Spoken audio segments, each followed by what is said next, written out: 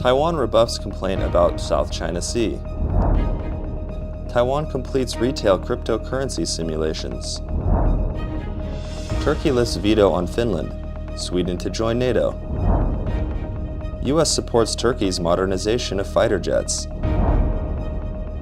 U.S. establishes a permanent base in Poland. NATO summit sees China as a systemic challenge. Crypto crash threatens North Korea's missile test. Iran and Argentina apply to join BRICS bloc.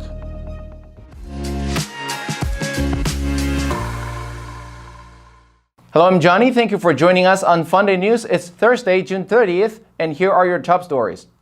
The media reported that on Wednesday, June 29th, Taiwan rebuffed a complaint from the Philippines about live fire drills around Taiping Island, which is Taiwanese-controlled territory in the middle of the South China Sea. Taiwan said it had the right to do so and always issues a warning of its exercises. Taiwan's foreign ministry said in a statement the island is part of the territory of the Republic of China and that Taiwan enjoys all relevant rights accorded by international law.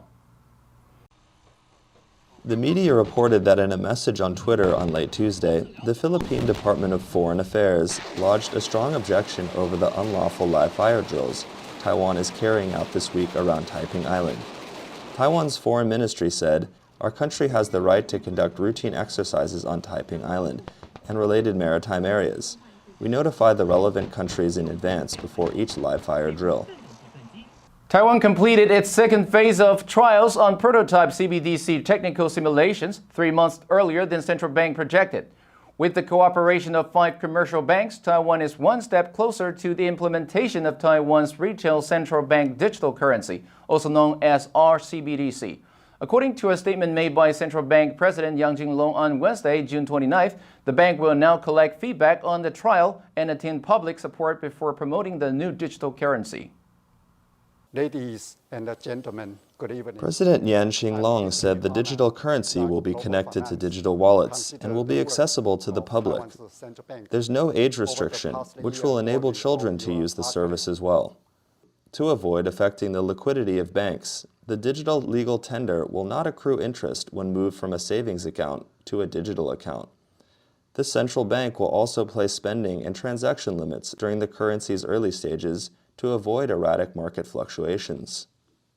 On Tuesday, June 28th, NATO member Turkey lifted its veto over Finland and Sweden's bid to join the Western Alliance. The New York Times reported that the breakthrough came after Turkey's president, Recep Tayyip Erdogan, met for 4 hours with Prime Minister Magdalena Andersson of Sweden and President Sauli Niinisto of Finland, as NATO heads of state gather in Madrid for an annual summit. NATO Secretary General Jens Stoltenberg said Turkey, Finland, and Sweden have signed a memorandum that addresses Turkey's concerns. A Reuters report stated that U.S. President Joe Biden supported a deal that played a critical behind-the-scenes role in the Nordic countries' negotiations with Turkey. The official said that Biden spoke to Turkish President Erdogan about NATO earlier on Tuesday at the request of the two nations.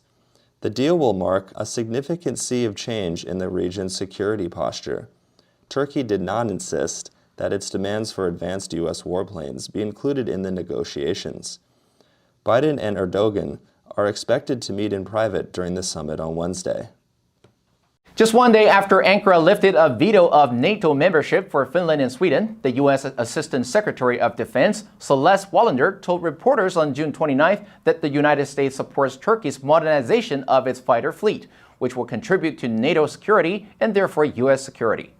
Last October, Turkey made a request to the U.S. to buy 40 Lockheed Martin-made F-16 fighters and nearly 80 modernization kits for its existing warplanes.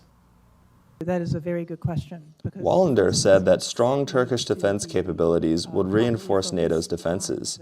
She also stated, "These plans are in the works, and they need to be worked through our contracting processes." Reuters reported Wallander's comments come on the heels of a deal struck on Tuesday between Turkey, Finland, and Sweden after 4 hours of talks. This consensus averted an embarrassing impasse at the gathering of 30 NATO leaders, which aims to show resolve in the face of Russia's invasion of Ukraine.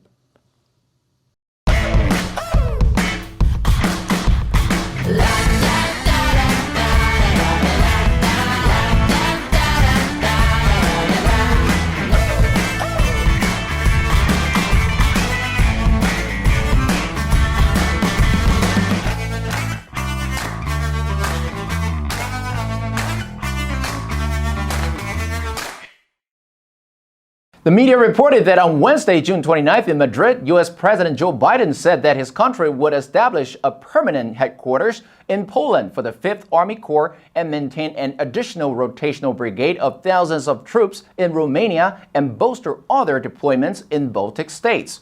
The U.S. will also send 2 more F-35 squadrons to the U.K. and add to air defense systems in Germany and Italy.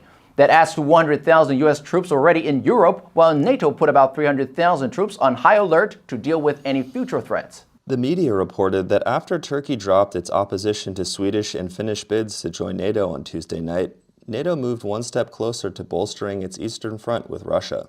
Once members, the Nordic countries will strengthen the alliance with their highly integrated NATO-standard military. Both countries will also boost defense spending. With NATO military positioned on either side of the Gulf of Finland, allies could block Russia's Baltic fleet in the case of any aggression. However, the actual process to become a member will still take many months, which includes ratification from the national assemblies of each NATO member. The media reported that NATO has been meeting in person in Madrid since Tuesday, June 28th.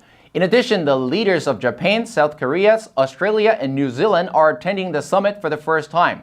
The coalition is set to label China a systematic challenge in its new policy guidelines, which will govern the coming decade. The media said that China's new label reflects shifts in the geopolitical landscape. China has accused the U.S. of seeking to set up an alliance similar to NATO in the Asia-Pacific region. On Wednesday, June 29th, North Korean state news agency KCNA said that the joint drills by the United States, South Korea, and Japan aim to create an Asian version of NATO. The media reported that the 3 allies will conduct a combined missile detection and tracking exercise near Hawaii this August called Pacific Dragon. While the U.S. has dismissed the idea that an Asia-Pacific NATO is in the works, the Biden administration has strengthened ties with partners in the region to push back against China's assertiveness. A New York-based blockchain analytics firm, Chainalysis, estimated owed unlaundered North Korean crypto holdings, which include funds stolen in 49 hacks from 2017 to 2021, have decreased in value from $170 million to $65 million since the beginning of the year. South Korean government sources told Reuters that the sudden plunge in crypto values complicates Pyongyang's ability to cash in on their crypto reserves and other stolen money, and may affect how Pyongyang plans to fund its weapons programs. Reuters said that analysts are reluctant to provide details about North Korea's cryptocurrency holdings due to the risk of inadvertently hampering law enforcement efforts. Chainalysis said that Ether was 58%, or about $230 million, of the $400 million North Korea stole in 2021. TRM Labs, a US-based blockchain analysis firm, said that one of North Korea's cryptocurrency caches acquired during a 2021 heist has lost 80 to 85% of its value in the last few weeks and is now worth less than $10 million. Russian state media TASS reported that Iran and Argentina have applied to join the BRICS group. Argentina's President Alberto Fernandez said at a BRICS Plus meeting last week that his country wants to become a full member of the association.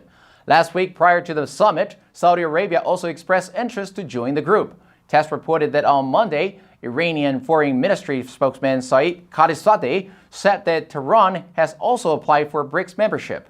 The media reported that the topic of expanding the BRICS bloc was included in the June 23rd virtual summit. The declaration issued at the end of the summit said that the leaders will continue to discuss the possibility of admitting new countries to the 5-nation group. Leading up to the meeting last month, Beijing invited 9 other countries to attend the bloc summit, including Saudi Arabia, Argentina, Kazakhstan, Egypt, the UAE, Indonesia, Nigeria, Senegal, and Thailand. The 5 nations currently in BRICS are Brazil, Russia, India, China, and South Africa. And that's all the time we have for today. Thank you for joining us on FUNDAY News. Let's make every day a fun day. I'm Johnny Wu, your host. I will see you next time.